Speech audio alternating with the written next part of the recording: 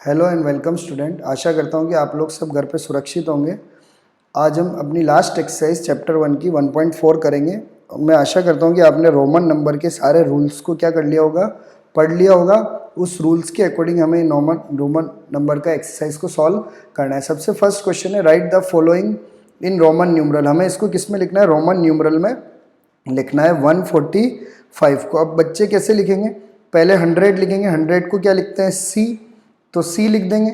फिर बोलेंगे 10 10 10 10, 4 बार हो गया तो 40, 140 और 5, तो ये हो जाएगा देखो 100 प्लस 10 प्लस 10 प्लस 10 प्लस 5, और ये हो गया 145। और ये आप सोचेंगे कि ये सही है, लेकिन ये क्या है? गलत है, क्योंकि एक रूल हमने पढ़ा था, रूल नंबर 2, आप देखना अपनी बुक में, कि हम मैक्सिमम 3 बार ही इनको क्या कर सकते हैं? रिपीट कर सकते हैं, यानी ज़्यादा से ज़्यादा 3 बार। लेकिन हमने कितनी बार रिपीट कर दिया? 4 बार रिपीट कर दिया, तो ये गलत हो जाएगा। तो सबसे पहले हमें लिखना है सी यानी 100, उसके बाद हम लिखेंगे एल यानी 50, ठीक है। और उसमें से हम क्या कर देंगे? 10 को कम कर देंगे, तो 50 में से 10 कम किया तो 40 हो गया। अगर मैंने ऐसे लिखा तो ये क्या है?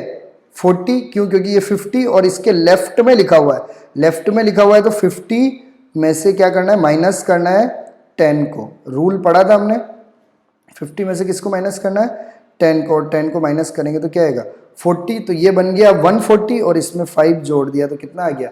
145। तो इसका मैं एक सॉल्यूशन बता देता हूँ। जैसे 100 है, प्लस हमने L लिखा 50, फिर ये 10 पीछे है लेफ्ट में, इसलिए माइनस हो जाएगा 10, और फिर कर दिया प्लस 5, तो 10 और 5 150, 150 में से 10 गया तो 140, और 140 और 5 कितना हो गया? 145। तो इस तरह से हमें रोमन न्यूमरल में लिखना है। तो आपको ऐसे ऐड नहीं करना, आपको तो बस इस तरह लिखना है 218। अब 218 है, तो आपको पता है C यानी 100, फिर C है यानी 200, फिर 10, तो 210 और फिर 8 और लिखना है, तो 5 6 7 8, तो 3 बार तो लिख ही सकते हैं। तो ये इसका क्या हो जाएगा? आंसर हो जाएगा। तो देखो एक बार मैं प्लस करके एक और बार बता देता हूँ। 100 प्लस 100 प्लस फिर क्या लिखा हमने? 10 प्लस फिर क्या लिखा? ये V यानी 5, फिर 1 2 3, तो देखो 100 प्लस 100 200 प्लस 10 और 5 15, 15 और 3 18, 200 और 18 218। तो हमने इस तरह 218 को किस में लिख दिया? रोमन नंबर में लिख दिया। अब हमारे पास नेक्स्ट आ रहा है, क्या है? 678। क्या है? 678। अब हमें ध्यान रखना, 600 है तो 500 का हमें पता है। 500 का क्या होता है? D। 500 को किससे लिखते हैं? D से, तो D लिख दिया हमने। क्या है? 500। तो 500 के बाद अब हमें चाहिए 100 और पहले, तो 100 क्या होता है? C, तो लिखा C, तो 500 और 100 क्या हो गया? 600। अब 600 के बाद हमें क्या चाहिए? 78 लिखना है। तो हम सोचेंगे कि पहले क्या लिखे? 50, तो पहले हमें क्या लिखना पड़ेगा? 50, तो 50 लिखेंगे, तो 50 को कैसे लिखते हैं? L से, तो ये हो गया 50। तो ये यहाँ कहाँ तक हो गया?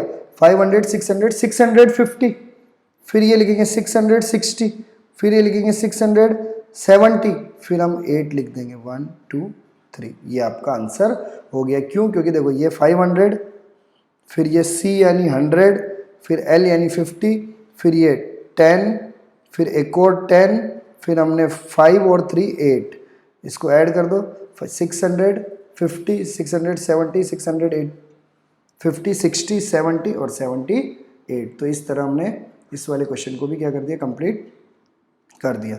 नेक्स्ट है 789। अब 789 है, तो पहले हम क्या लिखेंगे?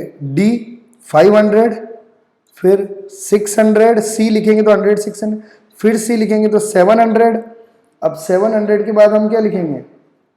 अब बताओ 700 के बाद क्या लिखें?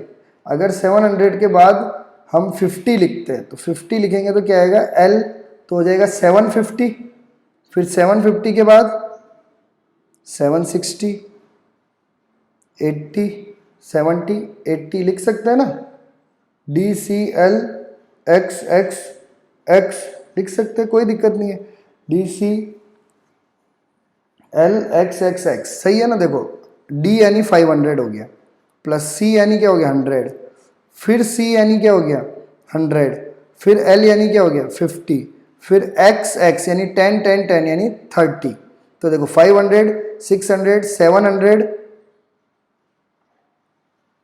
700 हो गया, फिर 750 और 780 यानी 780 तक हमने लिख दिया। अब 9 और बच रहा है, तो 9 कैसे लिखते हैं? इस तरह से लिखते हैं 9, 10 के आगे एक लगा देते हैं, तो ये हमारा हो गया 789। तो इजी, देखो 500 600 700 750 760 770 780 और 9 789।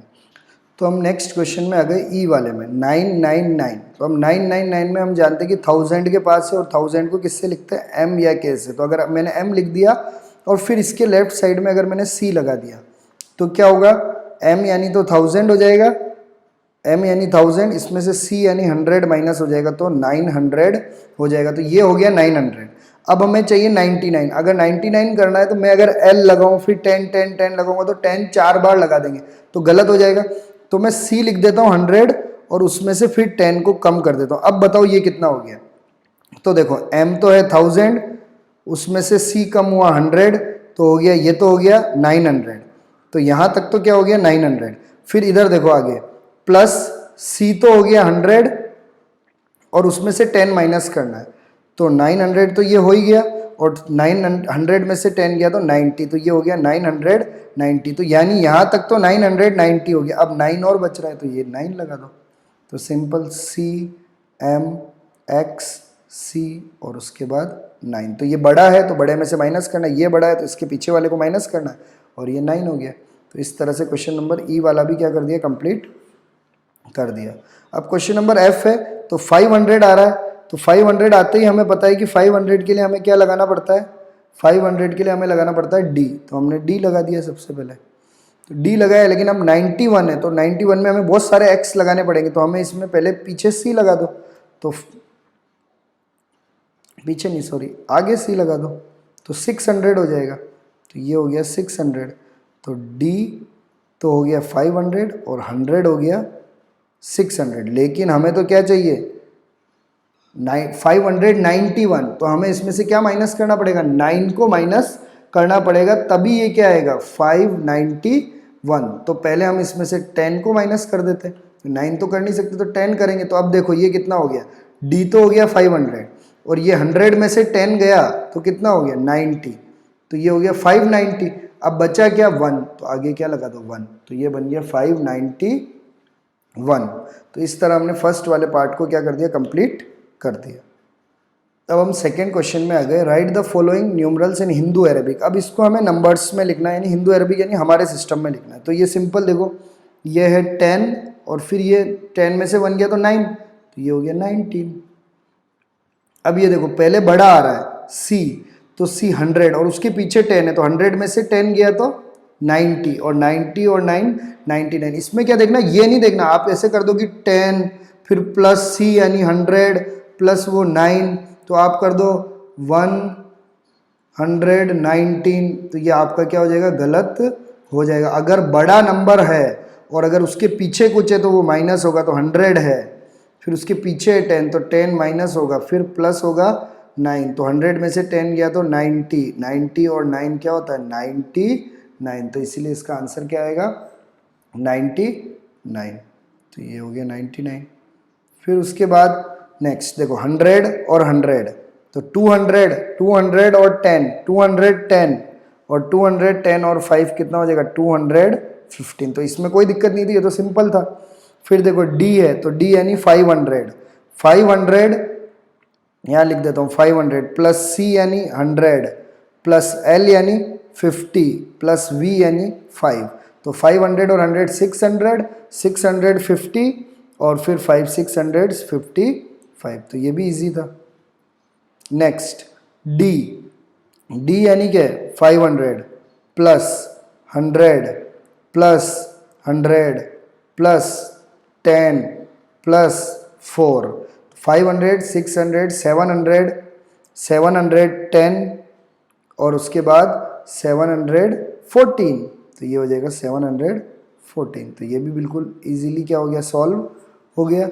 अब लास्ट पहले m आ गया, अब m तो बड़ा है आपको पता है, m बड़ा है तो m तो हो गया 1000। अब उसके पीछे है c, तो यानी 1000 में से क्या माइनस हो जाएगा, 100 माइनस हो जाएगा, फिर प्लस एल है, एल यानी 50, फिर प्लस 10 है, 10 प्लस ये क्या है 9, तो ये हो जाएगा। तो 1000 में से 100 गया तो 900 प्लस 50 और 10 60 और 9 69, तो ये हो जाएगा 969। तो इसका आंसर क्या आ जाएगा 969। तो ये भी हमने क्या कर लिया, कंप्लीट कर लिया। अब लास्ट थर्ड क्वेश्चन में हम आ गए।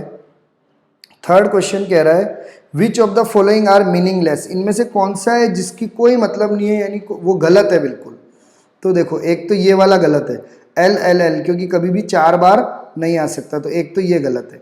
फिर एक ये वाला गलत है, क्यों, क्योंकि डी है 500, लेकिन कभी भी 100 के पीछे 5 वाला कभी हम यूज़ नहीं करेंगे, क्या यूज़ करेंगे 10 ही यूज़ करेंगे। तो ये डी वाला भी क्या है, मीनिंगलेस है। ये सही है क्योंकि देखो 50 60 70 और 9 79, 100 100 200 210 और 215, तो ये तो हो गया 50 के बाद 60 70 79, तो इसकी तो वैल्यू निकल रही है 100 100 200 210 215, तो इसकी भी वैल्यू निकल रही है। तो इन दोनों का तो मीनिंग है, लेकिन ये दोनों मीनिंगलेस है। तो इन्होंने पूछा कौन से मीनिंगलेस है, तो आंसर लिखना है हमें कौन से मीनिंगलेस है। एक तो सी एंड फिर क्या है डी, ये दोनों मीनिंगलेस है। तो ये थर्ड वाले क्वेश्चन का क्या हो जाएगा, आंसर हो जाएगा। तो इसके साथ हमने एक्सरसाइज कंप्लीट कर लिया।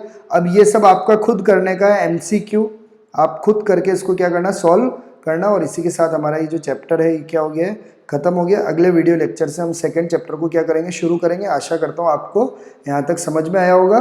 Thank you for watching.